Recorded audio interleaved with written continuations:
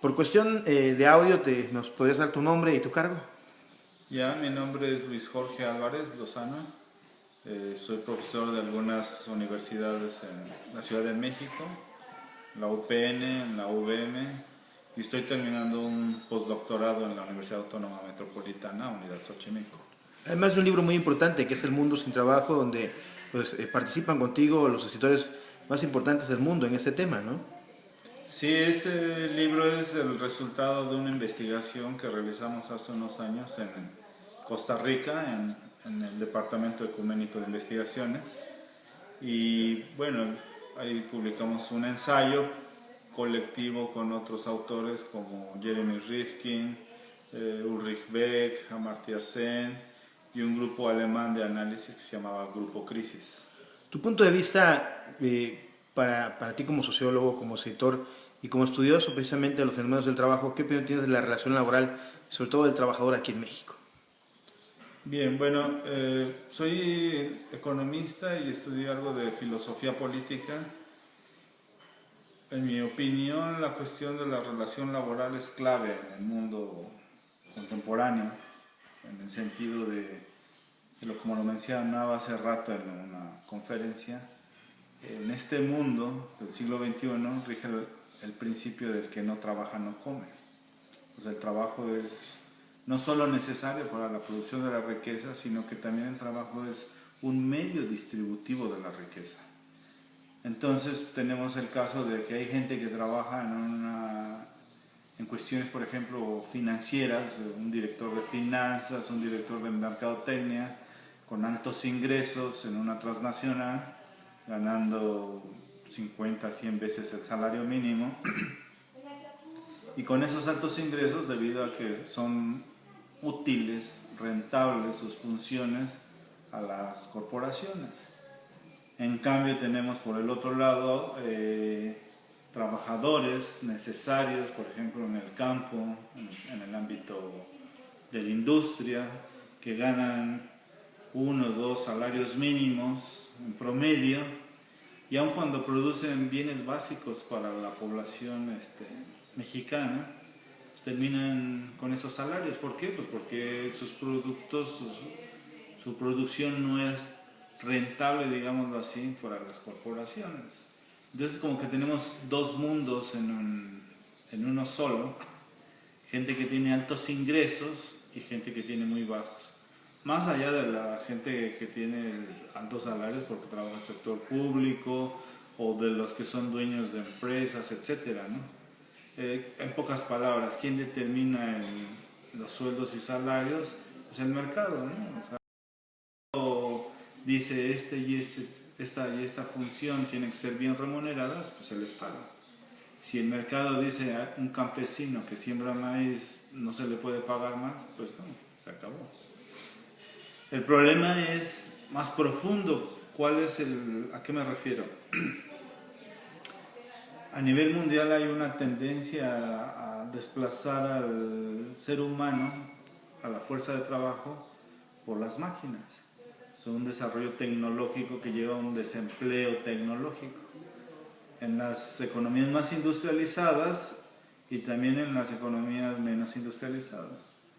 Incluso en Honduras, podríamos citar el ejemplo de que en los años 80 la producción de banano se triplicó, pero eso no significó una absorción de más mano de obra, sino que por el contrario, incluso disminuyó a 1/3 de la población ocupada en el cultivo de banano.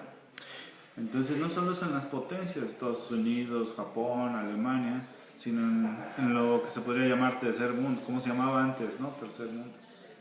Hoy en día hay más de 200 millones de personas desempleadas en el planeta y 900 millones subempleados.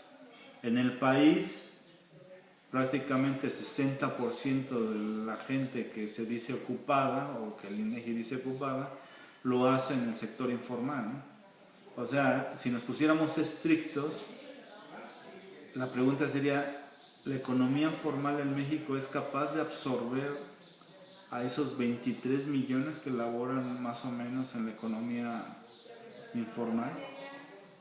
Es un reto muy grande, ¿no? Entonces yo pienso que hay que ir visualizando alternativas a la distribución de la riqueza más allá del trabajo. O sea, el siglo XXI va a ser muy diferente al siglo XX. El siglo XX era cuando se daba la revolución con el uso de la electricidad, por ejemplo, y eran los tiempos de las grandes contingencias en la mañana a las fábricas y saliendo, ¿no? En la industria metalúrgica, automotriz, etc. Hoy con los robots, con las máquinas herramientas, con la informática, con las ciencias de la vida, todo esto va a sufrir un cambio enorme. Apenas estamos en el 2013. Vamos a esperar al 2020, 2030, 2040 con el desarrollo de la computación combinado a las ciencias de la vida. Va a ser una cosa que quizá ni dimensionemos, ¿no? Entonces tenemos que pensar en un nuevo pacto social, pero un pacto social que no se quede, que vea cuáles son las coordenadas, ¿sí?, tecnológicas, económicas, sociales, ambientales también para el siglo XXI, ¿no? Finalmente, sin duda alguna, un panorama desolador para la clase trabajadora, entonces, dices, doctor.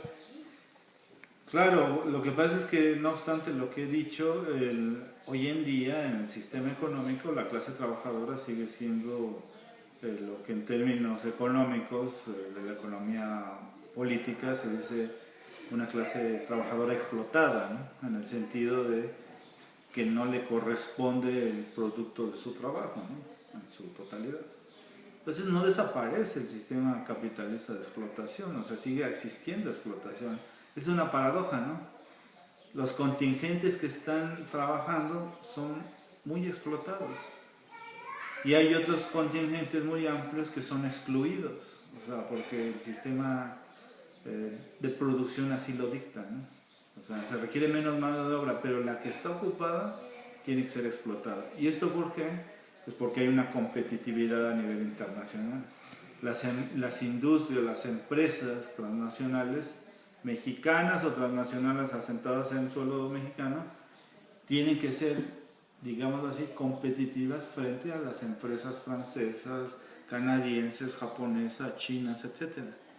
Y competitividad es un eufemismo para decir hay que bajar los costos salariales. Y esto es muy claro para el caso de China, ¿no?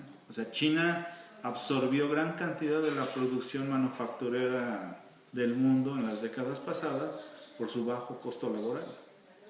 Pero ¿qué es lo que está pasando hoy en día en China? Pues la producción se está reorientando a países como Vietnam o Laos, donde los costos laborales son mucho más bajos que en China, ¿no? Esa es la competitividad.